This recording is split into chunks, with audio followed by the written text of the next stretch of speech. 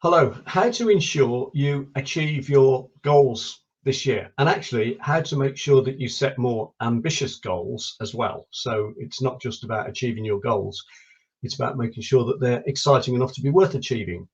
So there's lots to talk about here, but the first thing is that when you set your goals, ideally you want to have goals for different areas of your life. So wealth, health, family, career, etc. And you also want to have a combination of longer term goals and then shorter term goals, which will help you move towards your longer term goals.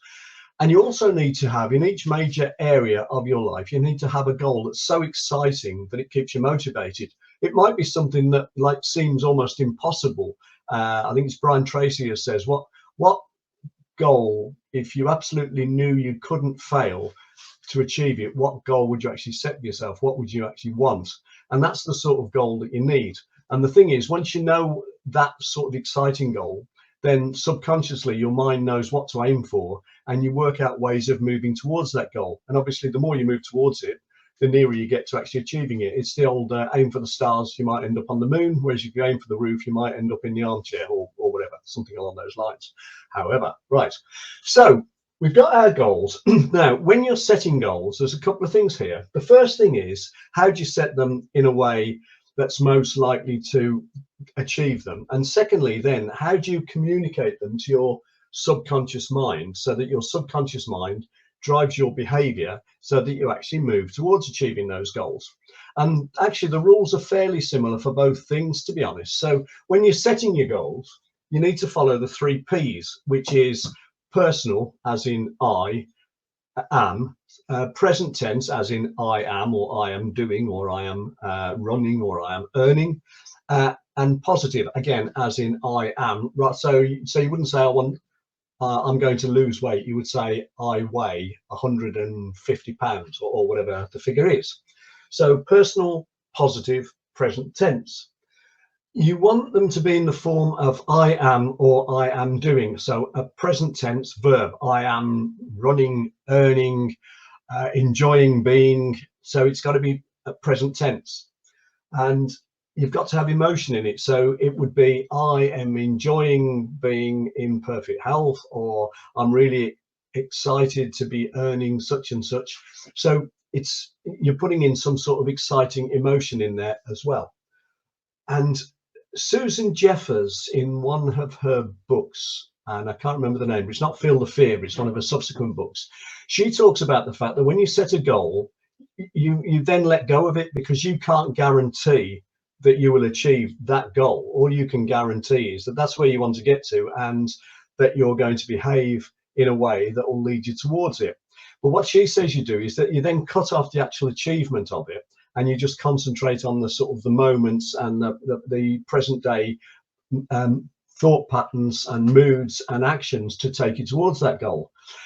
However, you then trust to the fact that if you don't achieve the thing you actually said you wanted to achieve, what you do achieve may well turn out to be better, and whatever happens, you'll be able to handle it. So therefore, what you say is, I am, I don't know, I am earning £150,000 a year, for example, or better. So you add in the or better, because basically whatever it is you end up doing might well end up better. So you're keeping that option open in terms of your subconscious mind.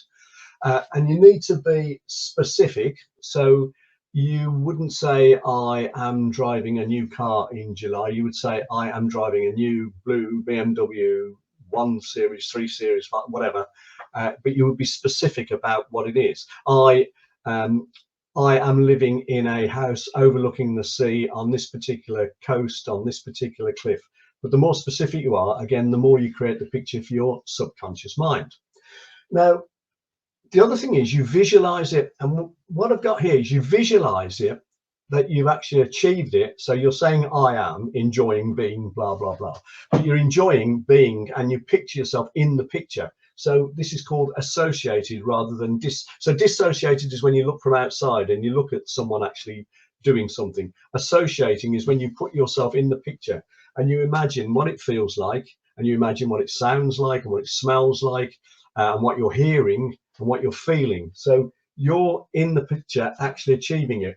And you can picture yourself in that picture, looking back at all the things that you did along the way. So you could say to yourself, the reason I am enjoying being here, there, or doing, or whatever it is, the reason is because I did this. And you can look back at all the things you did to actually get to that position. So those are the rules for setting goals in such a way that you're most likely to achieve them. The next thing is to get your subconscious mind to actually drive your behavior, to actually move you towards those goals. And there's a couple of really important things that work here. The first thing is affirmations. Now, funnily enough, when you're making affirmations, what you do is you keep them brief and you say, I am, so it's personal, present tense, positive. It's I am enjoying being, or I am earning. You're telling yourself what you're actually doing with emotion. You probably wouldn't need the or better bit because you're affirming what you are actually doing. Or you could say, I am earning £150,000 a year or better. I am in robust health and will live to 90 or older. You could actually put that in. You're picturing yourself. So all the rules that you followed for setting goals, you also follow for speaking these affirmations, and you speak them out loud if possible, and you speak them repeatedly, and you speak them morning, middle of the day, and evening, and you have them written out on 5x3 cards, and you have them written in a book, an affirmations book or a goals book. All of those things make you much more likely to actually behave in such a way that you'll move towards the achievement of your goal or better. So then we move on to the two things I mentioned earlier, which is setting ambitious goals and then making more certain that you'll actually achieve them. And that's where you need to be part of, well, to have an accountability group or partner. And what these figures indicate here is that if you say you're going to do something, it's a good idea, you're going to do it, and you make a plan, you've got a 40% chance of achieving it. So more or less 50-50, just under. But, or however, shouldn't say but, however, if you then make your plan and you tell someone else that you know, like, and trust that you're going to do this thing, and you agree that they can then hold you accountable to ask you how you got on with implementing these various steps you said you were going to do, and how you're getting on with making progress towards achieving this thing that you said you're going to do. If you do that, the odds go from 40% to 95%. So you're more or less guaranteed then to achieve it. So we follow these rules to set our goals. We make affirmations to ourselves to actually drive these goals into our subconscious mind, into our behavior. We visualize them as well, visualize being in the picture. So that puts them into our subconscious mind. And then we find someone or a group of people to tell that we're going to do these things and to hold us accountable. And that's where being part of a mastermind group really works, because if you're in a mastermind group, there's two things that happen. One, you help each other in terms of advice and encouragement. So you encourage each other to set more ambitious goals.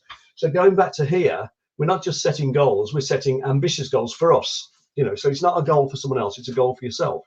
So you're setting a goal, personal goal for yourself, and you're setting a more ambitious goal because the rest of the group are giving you confidence and encouraging you to believe that you can achieve these goals. And you're doing the same for them, by the way. You're each benefiting from each other's encouragement. And then once you've set these more ambitious goals, you're agreeing to be held accountable again by other members in the group. And you're basically saying, look, this is what I'm going to do. And before we meet next, I'm going to do this to get towards it. And I want you to hold me accountable. So next time we meet, I'm going to say how I got on with doing these steps to actually take me to towards achieving these more ambitious goals. So if you think that might be an interesting idea that you want to have a chat about, have a look at businessroundtableuk.co.uk, which is the mastermind organization that I mentioned earlier. And if you want to comment or say that you'd like to have a chat, that'd be great as well. So follow the 3 Ps, follow the visualizing with emotion, picture yourself actually achieving these specific and ambitious goals, make affirmations constantly to yourself with emotion out loud, look at yourself in the mirror doing it as well, that really works, and find an accountability partner or group to hold you, well, to help you set more ambitious goals and to hold you accountable. And one idea might be have a look at the idea of mastermind groups. So that's how you are more likely to set ambitious goals this year and make yourself 2 or 3 times more likely to achieve them. Hope you found that useful. Thanks very much for watching.